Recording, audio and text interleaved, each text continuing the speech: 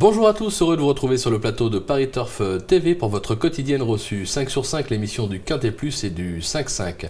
Pour m'accompagner aujourd'hui, Stéphanie Chastain. Bonjour Stéphanie. Bonjour Philippe, bonjour à tous. Stéphanie, je vous sens rayonnante, c'est la réouverture d'Auteuil, l'obstacle, enfin, vous allez revivre. Enfin, oui, ça fait du bien de revoir les sauteurs et surtout Auteuil et Enghien et la région parisienne pour les sauteurs. Ok, donc on l'a dit, à Auteuil pour le prix Carsimon, une épreuve bien connue des turfistes, un steeple 4400 mètres, des chevaux de qualité au départ, on va dire pour la plupart, un petit lot en termes de partants, mais ça ne vous empêche pas d'avoir, je pense, une sélection qui est assez optée sur les chevaux de classe, entre guillemets, de l'épreuve. Oui, exactement, avec notamment donc, le cheval que j'ai mis en tête, c'est l'As Gémibé, ensuite le 7 Gélio de Somoza, le 6 Degets Up, le 2 Singapore Sky, le 3 Shop Shoot, le 12 Raffaellino, le 5 Vandalier et le 13 Obelio Mamaka. Bon, pas de surprise en tête, l'As Gémibé, c'est le cheval incontournable de l'épreuve, le cheval à battre de la course, invaincu cet hiver à Pau.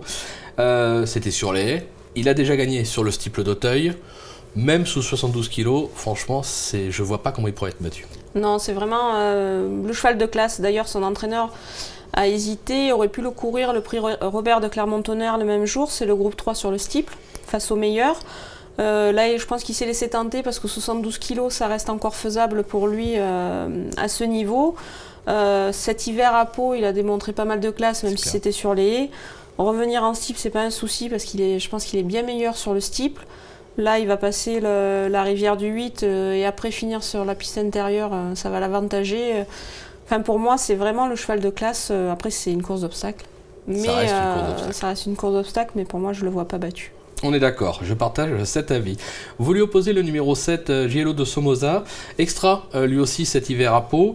Manque un petit peu de repère Auteuil, il a couru 2 fois mais sans véritablement convaincre. Maintenant c'est un cheval qui est perfectible.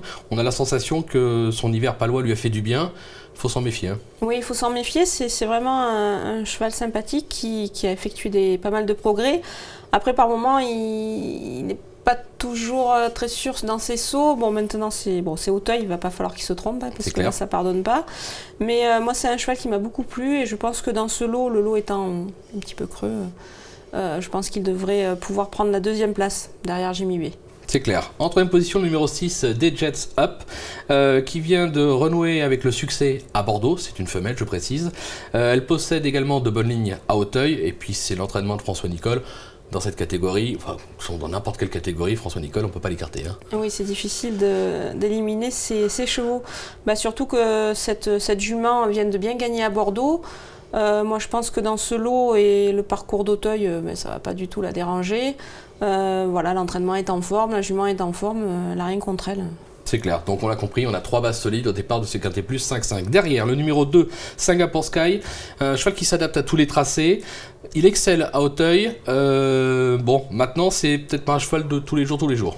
Non, il a besoin un petit peu de rassurer. Moi, je l'ai gardé parce que, comme je vous dis, le lot est quand même un peu creux. Hein, donc, je pense qu'il a assez de classe pour figurer à l'arrivée. Il est monté par David Cotin. Bon, je pense que... Il a quelques atouts. Voilà, il a quelques atouts pour lui. Donc, voilà, pour moi, c'est un petit coup de poker. J'aurais peut-être le mettre un peu plus bas, mais bon, j'ai tenté le coup en 4e position. Pourquoi pas? On parlait de coup de poker.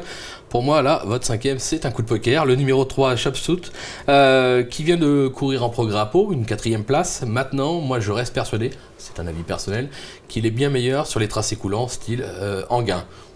Je pense aussi, hein, je pense que Enghien devrait mieux lui convenir. C'est l'entraînement aussi de François Nicole, donc on peut lui faire confiance. Je pense qu'il s'est laissé tenter parce qu'effectivement, le lot est un peu plus creux. Je crains un petit peu la distance pour lui. Pour moi, c'est plus un cheval de 3008, voilà, maximum 4000 mètres. Je me dis que Nathalie de Souter va lui donner un parcours sur mesure. Elle est en forme aussi. C'est un bon cheval. Voilà. Maintenant, il faut voir comment il va courir à Auteuil, mais après, garder un œil sur lui, Enghien. Oui, voilà, c'est ce que j'allais dire. Surtout quoi qu'il se passe dimanche, on le retient pour Enghien, parce qu'à mon avis, il aura des très très bons engagements. On va pas s'arrêter là, puisqu'on a notre petite minute terrain. Et la minute terrain, ça concerne qui? Ça concerne Colorado 7. En effet, vous l'avez pas dans votre sélection. il fallait faire des choix, on l'a compris, 3 bases solides au départ, derrière c'est un peu plus ouvert, pourquoi pas ce cheval-là, surtout que c'est un adepte des terrains lourds. Je pense que Jean-Louis Gay, dont Stevie Dousseau l'a eu au téléphone, va nous confirmer ce que je viens de dire, on l'écoute. Bonjour Jean-Louis, vous présentez Colorado 7 dans le quintet de dimanche à Auteuil. Donc comment a-t-il hiverné? Donc il n'a pas été revu depuis le mois de novembre. Oui, tout à fait. Bon, enfin, le cheval a bien hiverné, hein. On les a laissés tranquilles tout le mois de décembre jusqu'à la mi-janvier. Bon, ils sont toujours sortis, on n'a pas eu de gel, donc ils sont toujours sortis normalement. Ils ont bien décompressé, puis on les a rattaqués là, il y a 1 mois et demi.